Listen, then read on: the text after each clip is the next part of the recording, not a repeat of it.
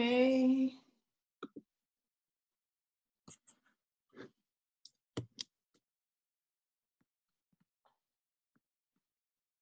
Hey, everybody. Hello. I believe we are live.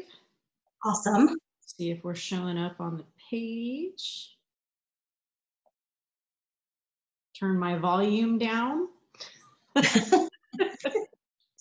not bad. Is it bad? Or maybe my volume's up really low. So I keep my iPad on so that I can see if anybody is commenting or asking questions. Yeah. And one time I had my iPad volume way up. Whoops. Oh, that's funny. Yeah, I have to make sure I shut everything down and I put myself on Do Not Disturb. Right. I invited also a bunch of you guys to like the page. I realized that we hadn't done another push on liking the page, so I did that yesterday. Awesome. Yes, definitely come in and check us out. All of our videos are hanging out on the page, so if there's anything that you don't catch live that you're interested in viewing later on, you can replay it anytime on the How to Deal page. Yep. Yeah, check it out. Yeah. I think they'll be there for a long time until we decide when to pull some of them and maybe rework some of them, depending on the market and what it's doing. Yeah. And we will also be building up a YouTube channel and things like that so that there's a home for all of this stuff for people to reference later. Yeah. So, yeah. And again, it's all information. So no, we're not selling it, nothing. We're just sharing our stories. That's it. Yes. Yeah. And I think some of them are pretty fun. So yeah, they are. So today we're going to talk about relationships and rapport building, which we agree is really, really important to, I mean, definitely to the real estate industry for sure. I think if you own a business, regardless of whatever your business is, it's important. Absolutely. But yeah, we'll talk a little bit about, the different kinds of people and resources that you'll need to build with, the reasons why, how to go about it. So that's what we're looking at covering today. Yeah, and just really some of the tips, at least some of my tips, I know are a little quirky sometimes, but they work and people gravitate to that. So we'll share those as well. Yeah, you definitely, you'll have to be creative sometimes because different personalities respond to different things. And not only that, but sometimes, especially if your business is in the same industry as ours, you might be trying to build a relationship with people who are not receptive at the beginning. And so if that's the case, you have to get a little bit creative sometimes to get their attention. Yep, absolutely. You have to. You just do what you got to do. It's your business. Yes. So I think that this is a good flow from our last Facebook Live, because last time we talked about, your relationship with sellers and why sellers need investors potentially. And so that kind of leads us organically into sellers being the first people that we want to figure out how to build rapport and a good relationship with. Because obviously, if you don't have anybody to sell the house that they own to you, you don't have much of a business in real estate. Right. At least in the type of real estate that we do. So it's really important to develop that skill set of how to appropriately approach sellers, because everything that you do from the very beginning, from the very first interaction that you have with the seller, is going to be important to potentially building a relationship with them and to get them interested, because depending on who you're reaching out to, they might have a lot of people that are talking to them about their property, especially if you're in Phoenix like we are. It's it's a hot real estate market. It's one of the more popular markets for wholesaling and investing in the country. So you have lots of people here who want to buy Phoenix properties, which means that anybody who's in a situation that looks like they may want or need to sell, they're going to be getting attention, right? Mm-hmm. Exactly. And I feel like, and there's a lot of us out there too. So because it's such a hot market, and even with everything going on right now, it's things have not really calmed down. If anything, I think it's gonna pick up. Mm-hmm. But you have to differentiate yourself and set yourself aside from some of those other folks that are going to the door. I mean, it's all about the relationship that you build with that seller, because they're getting a ton of people at the door. And some people, I think the more polished you are and the more approachable you are, it's the best way to gain that trust. Yeah, absolutely.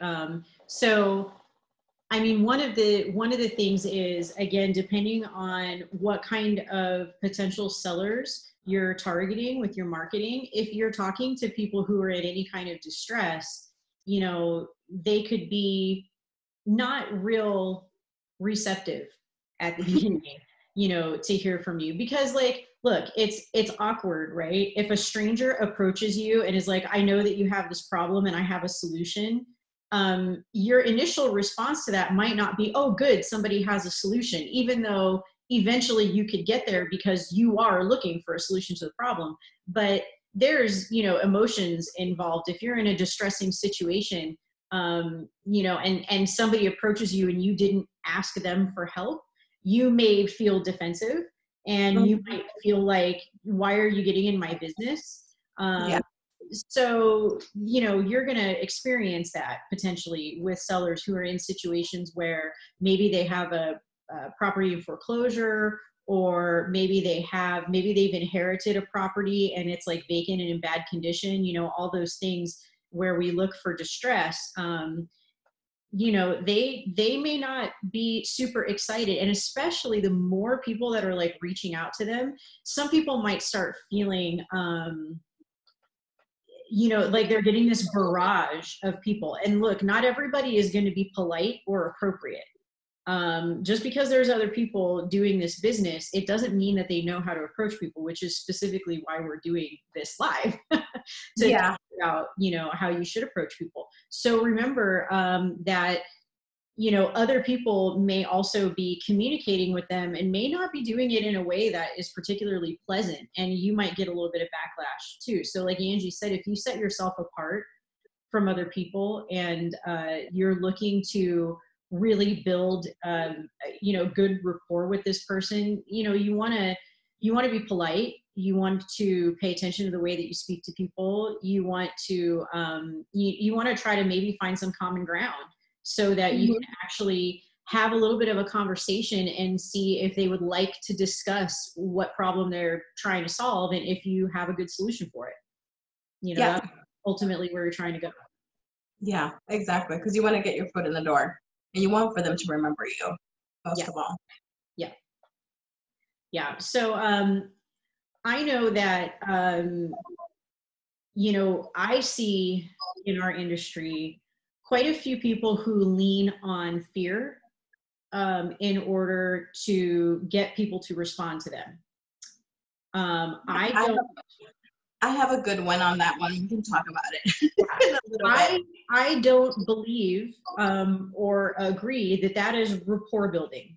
No. Now, let me clarify. There's a difference between if you have a property that, say, you know is going to auction shortly, and you know that they have little time left, but maybe it's like high equity, and it's a situation where the seller doesn't quite maybe understand that they'll be able to walk away with, you know, money in their pocket, clean credit, you know, all of these things if they went ahead and sold the property, because some people don't really know, some people don't understand that they can sell a property that's like, you know, in like a foreclosure situation, right? Right. Yeah. So you know, so in that instance, if you're reaching out to someone and you're saying, you know, look, there's not very much time left, you're giving them facts. That's not fear mongering.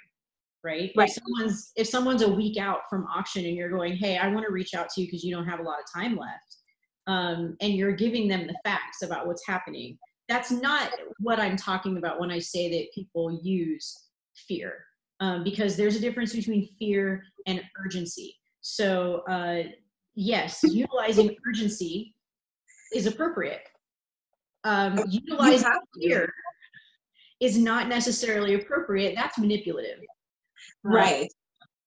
Right? Especially, can I give an example of one Yeah. of the fear, kind of what some folks out there do, which I thought was really ballsy of somebody to say this to someone. But I remember going to the door, and the lady had been, like you said, lots of people have been coming to the door. She's feeling now really attacked, and she doesn't know and understand kind of what the process is. And granted, she had, I think, maybe about a month out.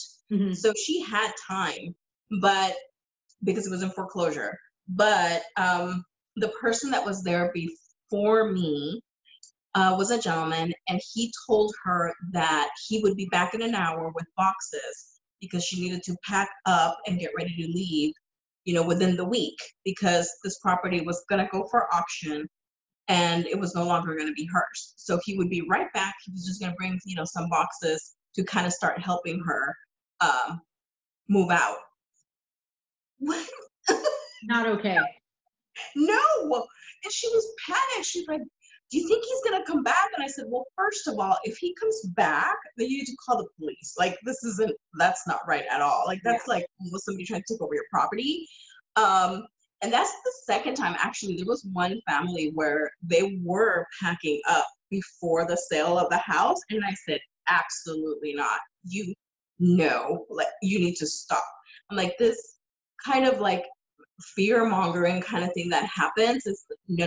You need to get yourself educated, find out all the facts first, find out your timeline, see what you need to do.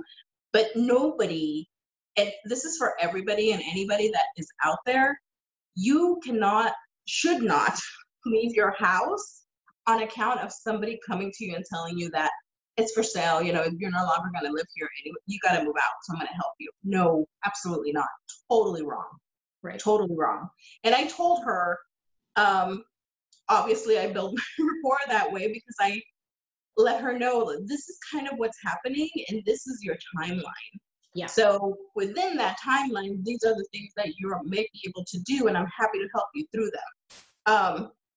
The guy did not come back though, by the way, she told me. He never came back, which she was super thankful about.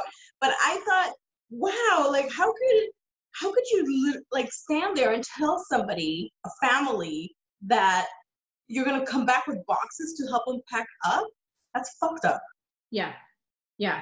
Seriously. So the only time that it is appropriate to do something like that is if you have, as an investor, purchased a property at auction and that property has transferred to you and the prior owners are not leaving. At that point, when the property is yours, you can go over there and say, this is what transpired, because again, they might not understand. Arizona is one of the few states where the instant that the property sells at auction and the money is accepted, in that 24 hours, it actually deeds to the new owner. There are lots of other places where the former owner is given a certain amount of time to actually exit the property. So it could very well be that the people that you're dealing with have no idea what's going on. But literally, unless the property has transferred into your name, you have zero right to go tell somebody to get out. Yeah. You cannot do that. Not only is it unethical, it is a liability. You can get yourself in trouble doing that. So don't use that as a business tactic. It's not okay. Don't scare people. Like Lisa said, there's a difference between setting up urgency and outright scaring somebody.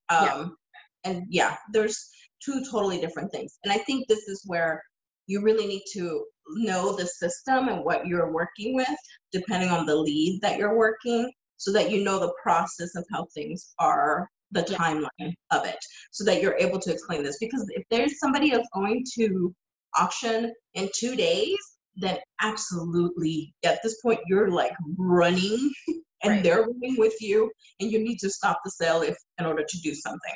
Yeah. Otherwise, you can buy yourself some time. Like, Yeah. no doubt about that. Yeah.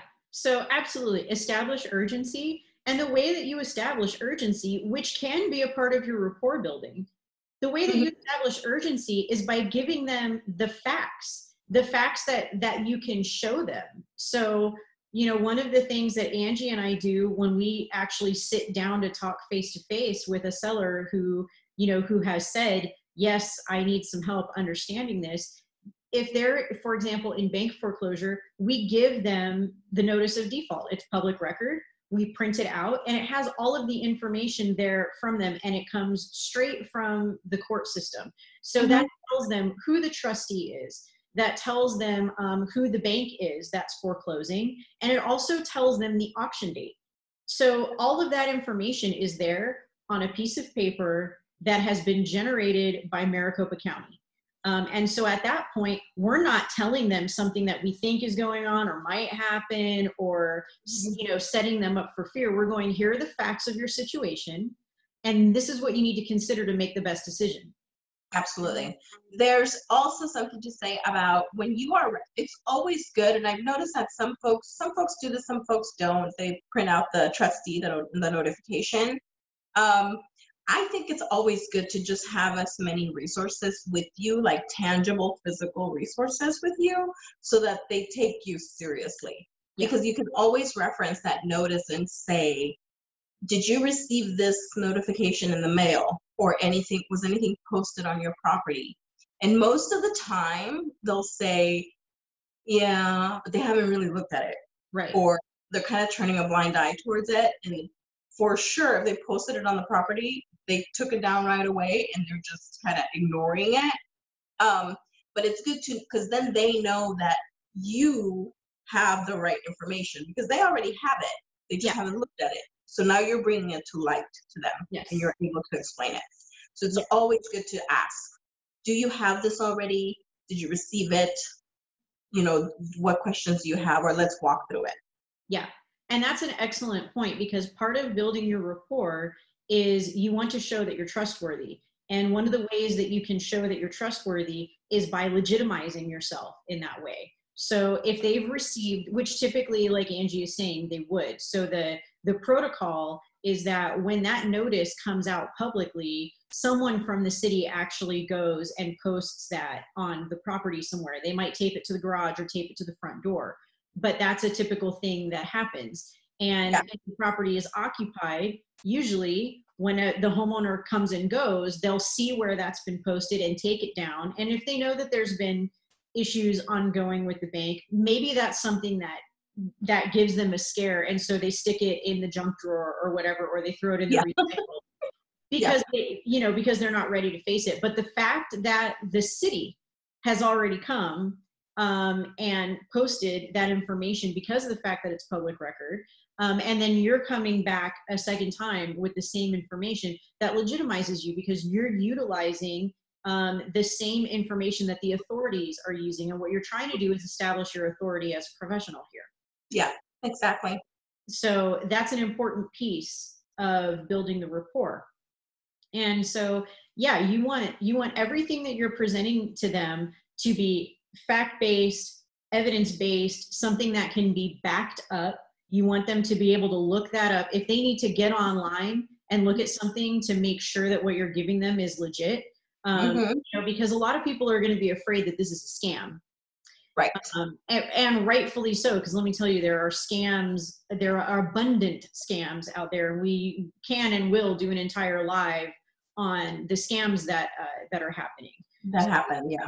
You need to present, legitimate information that they can back up and see that it's legitimate, because then they're going to go, okay, this person is trustworthy. Once they understand that you're trustworthy, you've put a building block into your rapport building that way. So then, other things that you want to do, besides being trustworthy and knowledgeable, you want to be likable. So a frequent complaint that I hear when I talk to sellers and they say that investors have approached them before I have, or maybe we might be on our second or third meeting because they understand more people are going to approach them, even if I got to them first, and they want to hear what other people have to say. What I often hear is that other investors were incredibly rude to them and were disrespectful. They felt that the investor was disrespectful. And usually that comes across because the investor has said, essentially like, you need to get out of here. You don't have any other choices. Here's my offer. And people feel that that's rude because they want to know what their other options are, even if their very best option is to get out of the property, and you as a professional know that that's really their best option. They still have to come to that decision on their own. So if there are other options available, it makes sense to say, here are your other options that you can look at. And then they can assess, and decide from there. Because usually, when they do the math, they're going to see like, well, these are other options, but here are the reasons that they won't work out. Exactly. And then they're more willing to hear, okay, if this is the best choice that I have, now let's talk offer. But if you're just going to cram down their throat the fact that they have to get out, they're not going to be receptive to hearing that. So, again, another way that you're trustworthy and likable is by sitting down with them and saying, well, here are the things that I can see that are available options to you, and lay those things out. In addition to, I'm also willing to buy the property. Right. Should nothing else work, Yeah, I'm here, and take the time. Don't rush through it either. Although, I mean, sometimes depending on the person, they just want the information right away and, and please leave kind of thing. right. But if there's a possibility for you, this is what I was going to bring up too, is there's a possibility for you to actually set up a time to come and sit, like hopefully that day, that same day, so that you don't lose that energy between you two. To be able to come back, when the husband is there, or another part of the family that that they would like to bring to the meeting, so that they don't feel like it's just them. Right. To try to set that up, and then go above and beyond and bring. This is what I learned from Samari. Hi, Samari. We'll have to let her know that we mentioned her. It'll be fun. Yes. But she taught me, she always brought Starbucks treats with her. And I was just like, why are you spending money on Starbucks of all things, right? I mean, I like Starbucks, but so she always had like all these like extra coffees or, at these meetings. And she would say, she's like, oh, would you like a coffee? I brought you a coffee. Would you like that? And it was like complete change. Like, you're going into this really ugly meeting. I mean, we're not going to sugarcoat it. It's not a fun meeting, and it's not fun to talk about your financials with a complete stranger. So you want to make sure that everybody's comfortable and that people feel okay with you. So when you bring out a treat, I guarantee it, nobody has ever said, no, I don't want it. Everybody has taken it. And it doesn't have to be Starbucks. It could be donuts. It could be, anything. Yeah. They're so like, it completely changes the dynamic of the room. And then you can kind of like, okay, now we're going to drill and brainstorm together and figure this out and see what we can do here. Total change. Yeah. Yeah. And it doesn't take a ton of effort. It's just a little bit, and if you think of it in terms of, this is also going to be a win for my business, because you're going to build a reputation for, people saying this person is trying to help, because look, they're going to talk to other people about this. And so when they talk to other people, when they talk to their neighbors, when they talk to their family members, you might think that that's not going to affect you, but how do you know that one of those people isn't going to end up in the same situation? And then they're on your lead list and you're going to talk to them. Do you want them to have had the conversation with this seller prior that you were rude and disrespectful and they didn't like anything that you had to say? Or do you want them to tell people like, well, I really didn't want to sit down with this person, but they were actually really nice to me and gave me a lot of helpful information? Mm-hmm. So that's something to think about, when you're working on this and you're thinking about your approach. And, you know, doing little things also, like just, having a really quick, bringing up something that you think might build a commonality. So, I know a lot of the guys in the business I know talk about this. If they go and sit with a seller and they see something in the house of the seller's favorite sports team, they'll bring up a conversation about the team or whatever. I Yeah. mean, sports isn't my thing, but you can look around your surroundings and see if there's something that you resonate with, and say, oh, I mean, even like, so I'm a dog person. When I come in and they have dogs in the house, I'm instantly like, oh, I'm such a dog person. And I tell them briefly about my two dogs and we talk about the dogs for a minute. And what that does is it brings down that level of anxiety, because they are going to be talking about something that they're not comfortable talking about. If you take a couple minutes to relate as a human being, it eases that discomfort a little bit. Yeah. Yeah. Absolutely. Finding the commonality, right? Yeah. And sometimes it's hard to find a commonality. So it is. Remember when I think we talked about this, about liking the plant? We're like, oh, what a beautiful plant. Because you're just kind of like trying to somewhat make it comfortable for them and comfortable for yourself too, because again, it's not exactly the best of conversations. But Lisa's right, with the sports, particularly men. I remember I like cars and my husband rebuilds cars. So if I see some sort of a vintage car in the driveway, I'm going to point out that, and then I know the car. And, and that kind of reduces the stress, because we also have to talk about the rapport between female, male at the door. So if it's a male seller and you're female, sometimes that can get a little weird. Yeah. So you just try to find a commonality: plant, a tree, the house, the color of the house, the car in the driveway, dogs. That's perfect. So, yeah. Yeah. So, it doesn't have to be complicated. It's just a few little things that you're doing so that you want to present to them that you're a human being.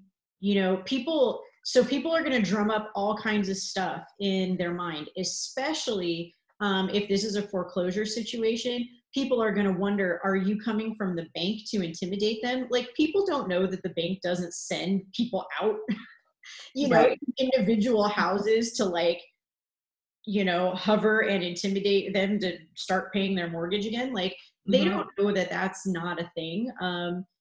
People might think, I've had people think that I'm a process server because I come and I knock on the door. So that's another thing. Part of it is, I personally, if you're going door to door, don't carry like a clipboard or something in your hand that makes, like, some people think that if they appear really professional like that people will want to answer the door. What I can tell you is that you look like a debt collector and it's intimidating and people don't feel comfortable with it. So it's likely they're going to ignore you. So the thing is, you want to just be a human being, Right. because you're trying to appeal to another human being that needs some assistance, or potentially needs a solution to a problem that they don't feel comfortable going and seeking out help for, or maybe they don't know where to go to seek out help for. So, that's a big part of what it is that you're trying to do. Let's see. What else was sellers, would you say? I used to take Yoda, my little dog, door knocking. It was fun. And I have to say, like, a lot of people, they see somebody with a little dog knocking their door, they're gonna open the door. Yeah. Yeah. So I don't suggest it. I mean, there's other stories in regards to that. But if you can, either pair up with somebody, or if you want to bring your little dog or whatever, you can do that too. It just kind of, again, like Lisa was saying, it makes it a little more comfortable, and it's not as tense. The environment won't be as tense because there is something else there. Yeah. And I think the thing to keep top of mind when you're having the conversation, and actually this is any type of conversation too, because you might be having a conversation via text, you might be having a conversation over the phone. There's a lot of different ways that you might be getting actually in touch with your seller. It might not initially be face to face, but remember that whatever contact that you have, start the rapport building at that time. So if you're texting back and forth, using emojis and expressing in the text message that you're not being short with them. People can interpret all kinds of things via text. Yeah. And people interpreting shortness and rudeness is really common with that type of communication. So if you go out of your way to show that you are trying to be friendly and you're trying to be, an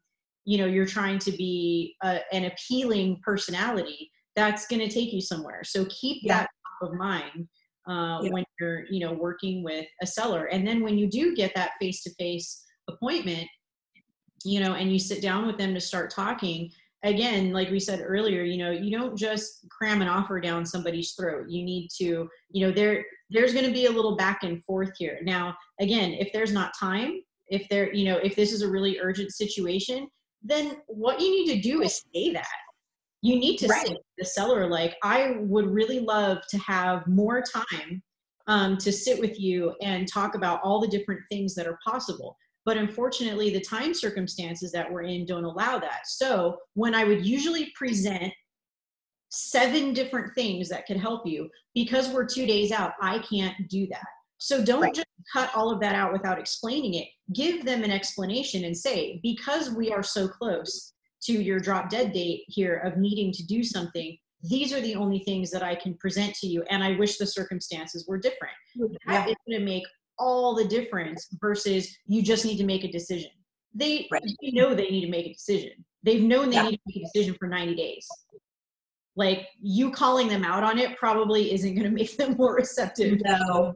No, that's such a good point. Don't shame them. Don't shame anybody. Granted, there are some personalities where you can't get away with saying, dude, come on, like, really, you waited this long? Depending on who they are. But for the most part, don't shame anybody. It's hard enough already what they're dealing with. Yeah.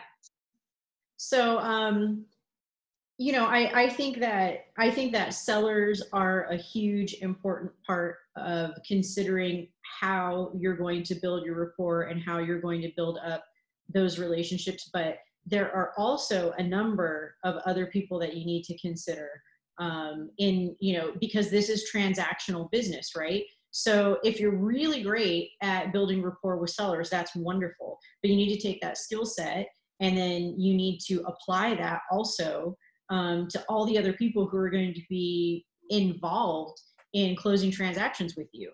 So, now we're talking about, if you deal with foreclosures, you may be dealing with trustees. And that's going to be a whole different situation than talking to a seller. Talking to a trustee, they don't have a lot of time for nonsense. And we talked about that a little bit in our last live as well. So again, building rapport there is important, because if you talk to the same trustee over and over again, every time they have a good experience with you, it'll be easier for you to communicate with them next time. Yeah. Let me think, who else? Escrow and title folks. Absolutely. The title, I think giving your title agency a heads up, at least I do this at the Saha office. If I know something's coming in or it might come in, I automatically shoot an email and I'll say, this is the property, this is the situation, this is what might happen, heads up, it's coming.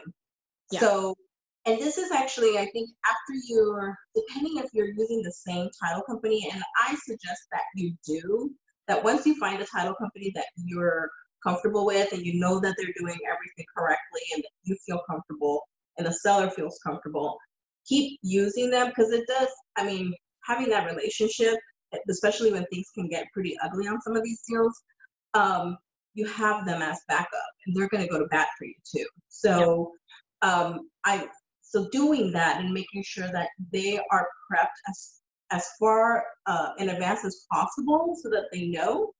That way, when it's done, sent over, they totally know what they're doing. They know that they need to get a payoff, or they need to talk to so and so, or this, or we're gonna have to file probate, or maybe do a power of attorney. Like, what do we need to do?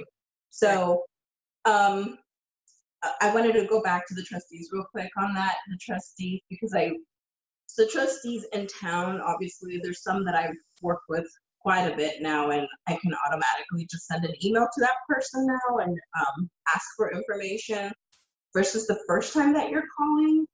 I think because I think trustees get such a bad rap sometimes. They're just doing their job too. So, and sometimes they take a little long. I get it. Like, their processes are not exactly fast, but making sure that you have, when you're calling about a sale, particularly at like an auction, that you have that notice in front of you and that you're able to rattle off that notice number, the file number, the property address, who the owner is, and what is your role in all of this. Because if you need to get the seller on the phone, or maybe they're already on the phone with you, you need to state that, and that you're trying to make something work here.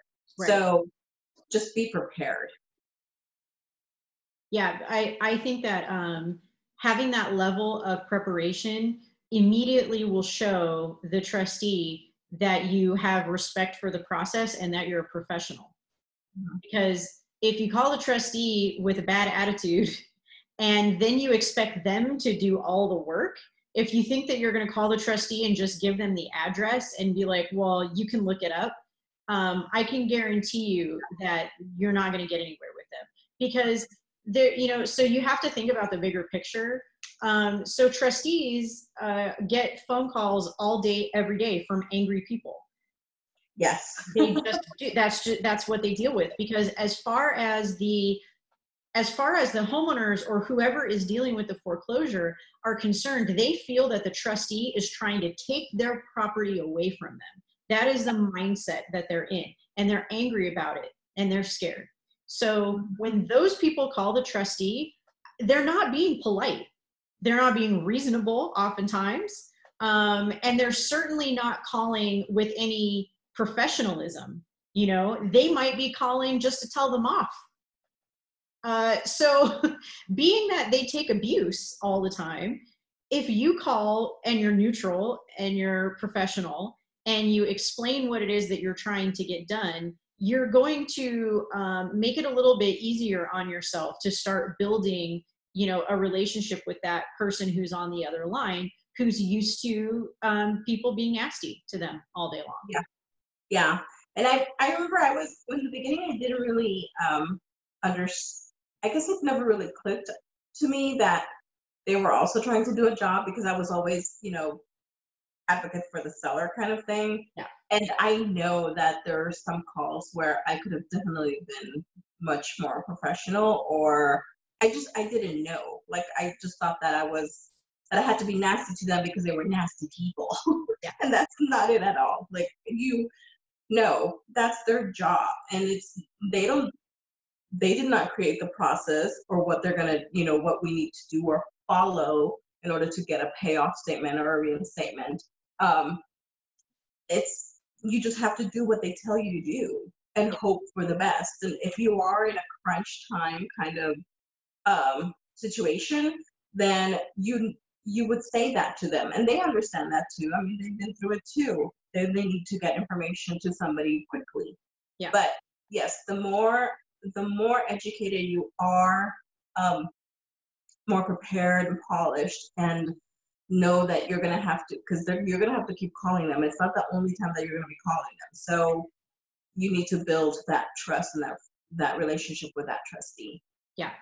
And that's not to say, now you can do all of these things, and are you occasionally going to run across someone who is rude and nasty, regardless of how you treat them, just because like they hate their job or they hate the situation that they're in? Absolutely. Sometimes you're not going to be able to do anything. And sometimes you might have to set kind of a harsh boundary and say, I'm going to need you to get this done, or let me talk to somebody who can. Mm-hmm. Sometimes that does happen, but coming out the gate that way just isn't going to do you any favors. No. Yeah. No. You have to be nice. Just be nice. And I think part of this too is having appropriate expectations. So, you know, the trustee, so there are policies and regulations and laws that that protect the trustee and that are in favor of the trustee. So, you know, knowing those things before you call and holler at them to do something, like it, you know, if they've got a policy in place that gives them a certain amount of time, so like a payoff statement, you know, typically they are granted at least 5 business days to generate a payoff statement legally. Now, that doesn't mean that they can't rush one, and it doesn't mean that they can't maybe get one to you faster in an emergency situation. But knowing that that is the case and working with them appropriately makes all the difference in the world, instead of just calling and making demands because you don't know any better. So, Yeah. you know, you also have to, your expectations have to be appropriate when you're doing this as well. You know, and the same goes for title and escrow. You know, we know a couple of our escrow agents really well at this point because we've worked with them, you know, for quite a while, and they handle the majority of our deals. And then we have friends and colleagues that also work in title and escrow. And Yeah. one of the things that I hear constantly is that, you know, investors call them with these requests thinking that they can do all these things that they can't do. Right. So like, for example, your escrow agent can't call and yell at the bank and get a postponement. They Yeah. can request a payoff statement because there's an open escrow and the property is being purchased, and they can say, we are doing title work on this property and we need a payoff statement. Yeah, they're allowed to do that, but they can't go making demands of the bank Yeah. because they don't have a legal interest in that property. So the bank can tell them to go fly a kite, and they already know that. If you don't also know that and you're expecting them to be a go-between for you, that's not their job. Yeah. So expecting the people that are your resources transactionally to do things that isn't their responsibility, that's not going to get you anywhere. Right. Yeah. Um, Yeah. yeah, so you gotta understand those processes first, and then you have to decide, because the idea is that you're supposed to be working as a team. So what you want is to have a really good relationship with your title and escrow people, so that when you're coming across something that's difficult, you can get on the phone or on email with them and say, I'm having a really hard time getting an answer from this entity that has a lien. Mhm. I'm having difficulty with this situation. Do you have any suggestions? Is there Right. anything that you can do? Or can you tell me what it is that I can do to get this moving along? You want to be able to problem solve together. If you set yourself up where at the beginning of the relationship, you're just barking commands at them and asking them to do things that aren't your job, they're not going to feel real compelled to communicate with you, because also your file is not the only one that they're working on. So Absolutely. They're so busy. yeah, they're not going to take the time to explain the whole thing to you as to why they can't do what you're asking them to do. So Mhm. have a general understanding going in of what it is that their responsibilities are, how you can work as a team. You know, and if you're new and you come in and you have questions, it's better to say, I'm new and I don't fully understand this. Can you walk me through it? So that maybe they can then say, here's when I have some time for a 15-minute call. Let's do that. Uh, Yeah. that will get you much further in the end. Yeah. You have to be as flexible as possible for them, and they will be flexible for you, Yeah. because there will be times too where title runs into a snag and they can't seem to get through. So when Lisa talks about a team, like it's a team effort, it's you and it's title, maybe the trustee usually, and the seller. So the seller needs to do things too. So it's not just, and I prep whomever is I'm working with, whoever the seller is, It's like, we're going to be talking a lot. We're going to be working together a lot. So do you have time to call the bank at this time? Do you have time to call the trust? Like, because for everything, we don't know when we're going to run into a snag. And in reality, I mean, it is the responsibility of the seller to do a lot of this. Obviously, title it's their job as well, but again, they're not miracle workers, although sometimes they do just feel like and seem like they are miracle workers. We need other reinforcements. Yeah, for sure. And then, you may also be, depending on how, what kind of a deal you're working on, you may also be the person that is in contact with different lien holders. So you want to take those same like skill sets and ideas, and you want to deal with all of these people, because remember that at the end of the day, what you're trying to do is you're trying to get something done efficiently. And it can be frustrating. So if you're the kind of person that the frustration gets to you, and you want to take it out on the people that you have to deal with, then, you might consider, is this something, do I need a business partner that can handle this? Because your attitude when you're dealing with these people is going to matter, because we've had to talk to everybody from bail bondsmen to IRS representatives to medical lien representatives. We've had to talk, this is the hardest, we've had to talk to credit card debt collectors to clear debts, because if you didn't know, there are some big credit card companies out there that will go and they will sue to put a lien on someone's house if they didn't pay their credit card, and that has to be settled before the property can be sold. And if anyone has ever been in financial trouble and had to deal with the credit card collection agency, you know exactly what kind of person you're dealing with. So they're not going to be easy. So again, having that skill set of building the rapport and staying as neutral as you can, because you don't know who it is that you're going to have to talk to get the transactional piece completed. Yeah. And then when you get to the other side of the deal, so once you get to the point where now you're getting through title and you're getting ready to close, and so that means a couple of things. One, you might be assigning the property to an end buyer, right? If you're wholesaling the property, you might have a buyer that's going to flip it or that's going to use it as a rental, and you might be assigning that property to them. You might be flipping the property yourself, so you might be taking possession of it after you close. So there's going to be people on that side of the transaction too. You might have hard money lenders that you're talking to. You might have a buyer that you're talking to. You might be talking to another wholesaler that brought a buyer, depending on your situation. If you are in a position where you don't have a huge buyers list yet, but you know some other wholesalers and somebody came forward and said, I have a buyer that's interested in this property. Now you're going to have two assignments in between that end buyer, which means more communication and rapport building is necessary. You have to have good communication with that wholesaler so that they can tell their buyer what's going on, because you're handling the front end of that transaction and they are probably not privy to much that's going on there.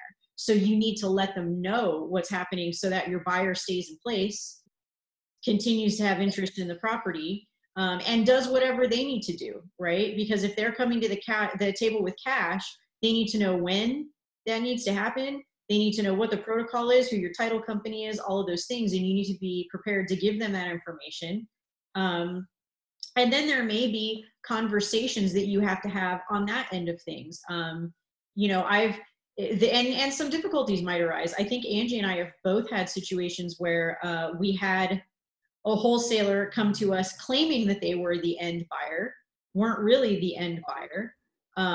And we wouldn't necessarily know that, because some of the wholesalers in town also do flips and also do other types of investment. So, if somebody comes to us and says, yeah, we're going to buy this property, and then we find out that it's not them buying the property, they're assigning it to somebody else, Yeah. they're bad for not disclosing that to us and making it clear so that we know how to handle the situation. But sometimes that will happen and all of a sudden they'll come out of nowhere. I need to get into the property.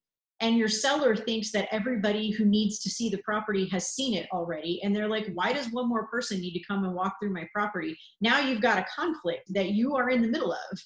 And it's your communication skills that are going to fix that conflict and your rapport building, right? Yeah, it's very uncomfortable. I used to hate people who would say, yeah, okay, great. And then it's, hey, so-and-so's going to go walk it. Is that okay? I'm like, no. You took pictures. You didn't tell me this was going to happen. So, no. Like, and that's part of it too, right? Am I right that saying no and setting a boundary in an appropriate and a polite way is part of what you have to learn, right? Mm-hmm. Absolutely. Yeah, because you should have just said so from the get-go. Like, don't do that. Don't mess around like that. Like one or the other, like, sometimes if properties are vacant, great. But if there's somebody that's actually living there, and again, not an ideal situation from the get-go. So I'm not going to keep putting have all these people kind of trampling through because they want to see a property. Not cool. Yeah, because that can turn around and damage all the work that you did on the front end to get that seller to like and trust you. Now they're feeling maybe like you're not, you are more on the side of this other person that you're trying to help than on their side, because, they're still in a distressed situation and they're like, all these people just want to come walk through my house at any time it's convenient to them. Yeah, totally. So those are some things to consider as well. So good communication. If you're wholesaling a property, letting either the wholesaler, that is in the middle and doing another assignment. I prefer not to wholesale to a wholesaler. I prefer to wholesale only to an end buyer. I know that is not always what's possible or what's feasible, especially if it's a rush situation or maybe it's a sometimes it's the property itself. If it's in a particular area or if it's at a particular price point, there may be a smaller buyer pool that you don't have access to. So I get that isn't always ideal, but it helps the communication problem if you're dealing with the buyer directly. And when you do that, you want to set your expectations and you want to say, this is the situation with the property. This is the situation with the seller. These are the things that they expect and that they need. This is what I need you to respect. So for example, I've had sellers before that said, look, I can only have someone come and walk the property on a Saturday or a Sunday, and then I'll get a buyer who's aggressive and they're like, well, I need to go see it on Thursday night. And so I have to set the precedent from the beginning. They do not have the ability to let anybody walk the property except on this day and this date. Does this work for you? Because if this doesn't work for you and it's a deal breaker, I'm letting you know right now. Yeah. So you can find somebody else who is interested and can follow the parameters. And at the end of the day, your buyers are going to respect that too, because if you're over here telling your buyer you'll do whatever they want, and you're over here telling your seller you'll do whatever they want, and they have conflicting things going on of what they want. Now you're in the middle of it trying to juggle. If you just communicate effectively from the beginning, you can avoid that entire scenario. Yeah. And I just set boundaries. Like, this is, even if you make them up on your own too, just for the sake of the family or the seller, and for your buyer too, because you're looking out for them too. Should this be an assignment, obviously, but yeah, it's just better to kind of create the process from the very beginning so that there's no back and forth and this and that, and be very transparent too about how things are going. Don't hide stuff. Don't, if there is something really wrong with that property, say so. Yeah. It's not transparency is easier. Absolutely. And the fact that, you always have to think about, you wouldn't want somebody to trick you. So why would you do that to somebody else? Yeah. It's the kind of, it's kind of how I see it. So it just transparent and honesty. I think that's kind of the running thing through all of it, all of this. It's just being very truthful, approachable, lay it all out, you know, and some, there's always a deal for somebody, no matter what. Yeah, absolutely. And, you know, the more transparent you are with those potential buyers, the better. Because if you're trying to promise them something that doesn't really fit their parameters, it's not a win for you and it's not a win for them. So that doesn't make any sense. Right. You know, and rapport building with your buyers is important too, because if you're a wholesaler, you want to do repeat business. And so if the buyer found it easy to work with you, because you were transparent and you set appropriate expectations and you were organized, then that buyer is going to feel comfortable every time you bring them a property. And pretty soon you'll get to a point where the buyer needs less and less from you, because you've already communicated so well and you've brought them so many properties that they know fit all their boxes. Yeah. That they're not going to bother you every single time wanting multiple walkthroughs of the property, because once you've established that relationship, they know that you understand what they're looking for, and you can bring them a property. Here's the photos, here's all of the information, and they may be able to make a determination just based on that at some point. But you have to do it right from the beginning in order to get there with the buyer eventually. Exactly. So I think the best way to look at this is you want to look at every person that is potentially going to be involved in the transaction, and you want to think about. I like to think about, if I were doing that job, what information would I need and how would I want to be approached about? You know, and that's how you try, you know, and again, organization, clear communication, and transparency are going to take you really, really far. If you do that every time, it's going to be easier and easier to build rapport, because people are going to trust you because you know what you're doing. Yeah, exactly. And build yourself like your little team too. And I remember I could not, when I first started, I was like, a team? What do you mean a team? So your team is you, whoever your partner is, if there's a wholesaling company you're working for, or if you have somebody that you're doing wholesaling with, your title person, your buyer, whoever that is, a contractor, if you know somebody, like there's a little team that you build, and your seller is part of that team at that point, you know, per the deal. So it's a team, and you're kind of leading the whole thing. You're the liaison between everything. So yeah, you have to be very, very pay attention to all of the details and maneuver through all of that as seamlessly as possible. Yeah. And it's a lot to juggle. And you know, if you are the end buyer, for example, because there have been properties that we have bought direct from seller and then we've rehabbed them, you know, then you're going to have, like we mentioned earlier, hard money lenders. If you have an existing relationship with a hard money lender because you've used them a number of times, that gets easier every time. You know, we've developed a relationship with our lenders where we can get an answer, yes or no, in 24 to 48 hours without a whole lot of back and forth.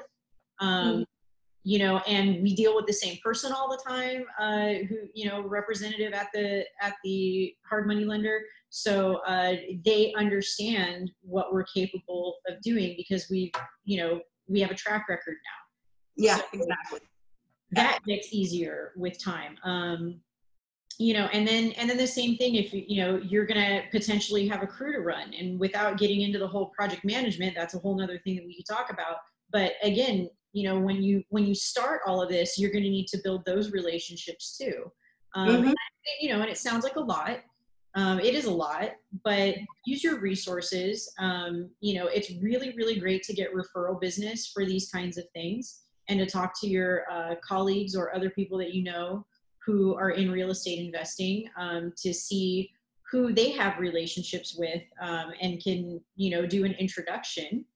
And then keep in mind too, that if somebody is referring somebody to you, and they have a good relationship with that person, don't screw up their relationship with them by being a jerk. Yeah, exactly. You know, I'm careful who I refer my resources to, because if I feel like somebody's not going to treat my people right, then I'm not going to refer them to my people. Yeah. You know, I'm going to tell them where else to go to look up the information, because I didn't do all that work building that relationship for them to say, why did you send me this person? They're an asshole. Like, You have to be very careful, be very choosy about the people that you recommend. yeah, for sure. So I think that's really, I think we've covered most of the people that you'll be dealing with in Yes. terms of relationships. Yeah. Yeah, absolutely. I think it's a lot of information, so I think that yes, we definitely have to kind of come back to hit on some of these in a different way. Yeah, for sure, for sure. So if anybody has questions about what they've heard so far today, feel free to post your questions in the comments so that we can come back and answer. I'm going to check and see. I don't see any comments so far. Yeah. Answer right now. But absolutely, if you have questions, come and let us know in the comments. We'll be happy to answer those. And if something it requires a more extended answer, then we'll do a live on that. But Yeah. I think that is enough for you guys to chew on so far here with the relationship building. Absolutely. But I think if anything, we can kind of dissect it a little bit on some of the other stuff, because I think talking about hard money lenders and working with hard money lenders, gap funding, all of that, I think it's a really good, also another chapter, I guess you would call it. Absolutely. To do. So yeah. Absolutely. So yeah, we can drill down on that in more detail in another episode. Yeah. Awesome. Awesome. All right. Well, thank you. My phone's blowing up, so I'm going to have to get off. I don't know what's happened. So I guess I'll keep my fingers crossed that it's not something catastrophic. Yeah, exactly. All right, everybody. Thank you for being here with us today. Enjoy your long weekend. Happy Memorial Day, and we will see everyone on Thursday. Yes. Thank you. All right. Bye-bye. Bye.